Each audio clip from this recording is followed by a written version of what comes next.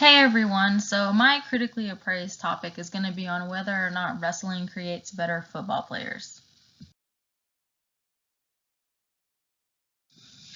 I've always heard from coaches at my internship sites talk about how wrestling improves a football player's performance.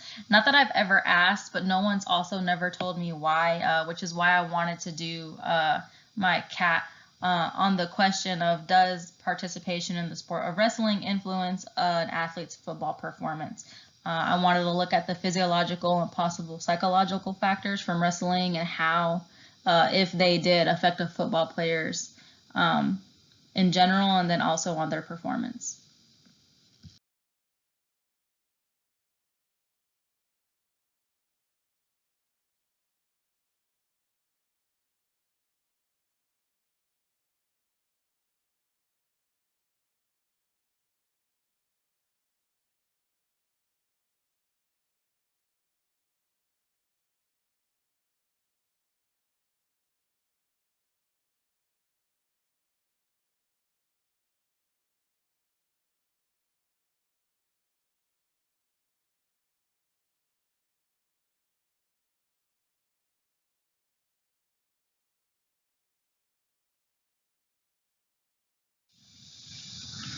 So for my PICO question, my patient or population is going to be male football players at the high school or collegiate level. The intervention is going to be participation in wrestling, and wrestling I defined in terms of folk style, given that that's the style of wrestling typically performed in the high school competition level. The comparison is going to be between football players who participate in wrestling or have participated in wrestling versus those who have only done football training or conditioning.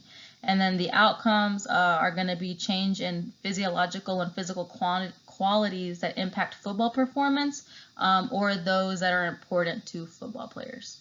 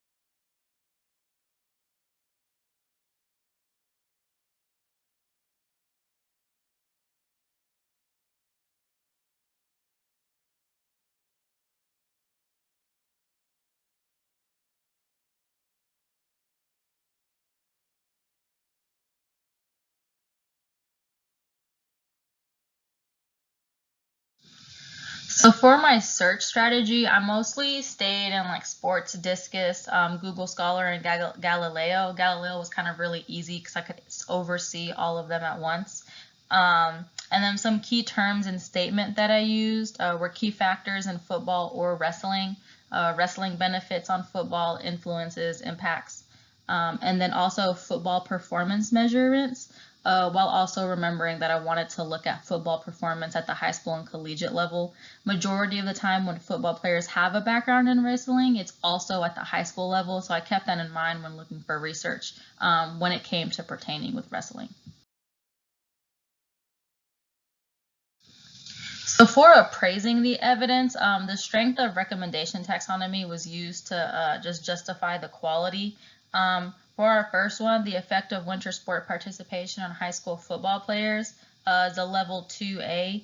Although their evidence was good, they were the only ones on data with a study like this, so it was just really limited. Performance characteristics on high school football players, level 2A. It was a good study, however, it was also limited in other findings to support their recommendations. Physical and physiological attributes of wrestlers, I gave it a level 1A. It was really consistent with the other findings and in a good quality study. Relationship between body mass, peak power, and power to body mass on sprint velocity and momentum, level 2B. Good study, however, was also limited in subjects and other findings to support their quality recommendation.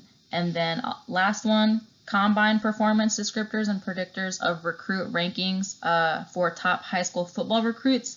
Level 1A, really good quality study, and also was consistent with significant findings as well. So with my evidence, some key things found with football performance is that explosive power and maximum running speed are the best predictors of football playing ability, with the 40-yard sprint significantly predicting a star value across all positions. 5- and 4-star recruits are significantly faster than 3- and 2-star. However, in addition, there is a preference of heavier players for 7 out of 10 positions, and with that, there is a correlation between size in relation to your position and the level of play in starters.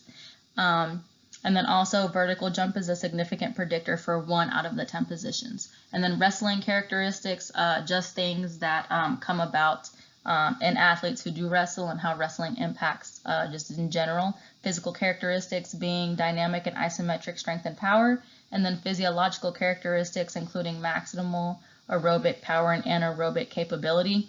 Anaerobic capability is characterized by high-level anaerobic power in both the legs and the arms, and this is going to be important later on.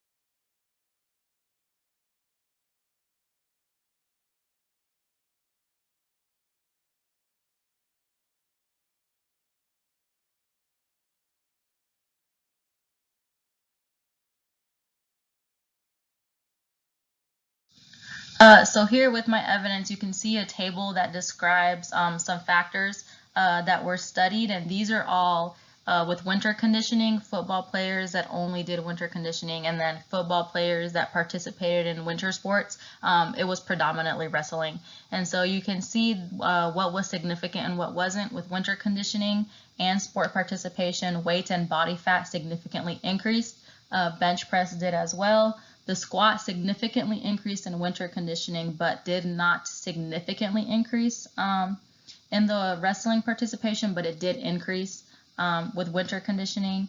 Vertical jump only increased significantly, but then with the wrestling participation, it was vertical jump and shot put that increased significantly. And then agility, same thing as the squat. It was significant for winter conditioning, increased but not significant for sports participation. Standardized measure for strength include the bench press and squat, and for power it includes vertical jump and seated shot put. And so what's important about this is that overall with sport participation, they increased more in power than just the football players who only winter conditioned. And then it ties into kind of what's important to them and how their football playing ability is calculated. And so overall, it's concluded that those that participated in winter sport participation improved significantly in measurements of strength and power while also gaining weight. So how this all ties together, strength and power contribute to linear sprinting speed and momentum. And as you know, they increased more in power, those that participated in wrestling. Greater performance in vertical jump has been shown to correlate with max speed and acceleration and power output. As I said, explosive power and maximum running speed are the best predictors of football playing ability, and also one of the key things that they look for with recruiting and also star rating. Greater body mass is favorable for spring momentum as well. It's beneficial for the players heavily involved in collisions, also those being your offensive linemen, your defensive linemen as well.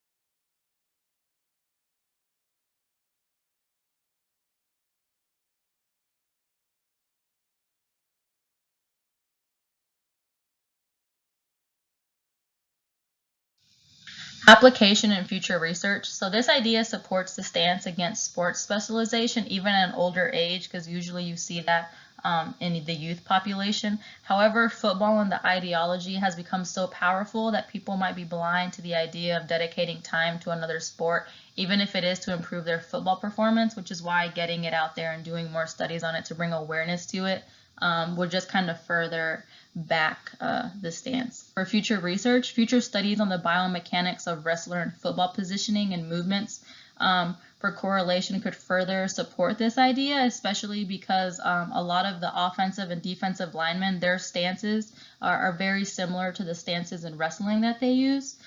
So seeing how they work and how they use their power, and that could really help this. And then also future studies in similar format to Rowell and Moxley, who compared the high school players who wrestled and those who only did winter conditioning. This is a very widespread concept that could easily be recreated to help get greater insight to the question of whether or not wrestling does make for a better football player.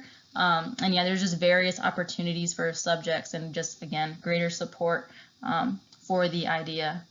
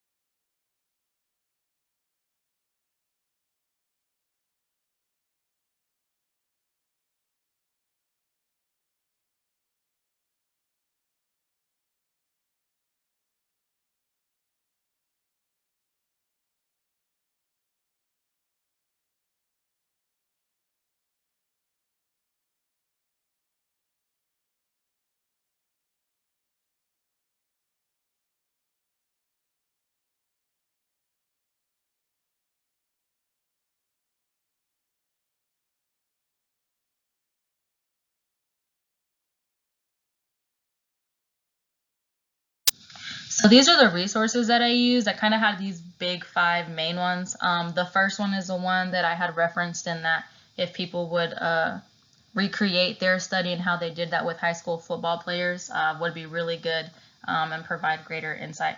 Thank you.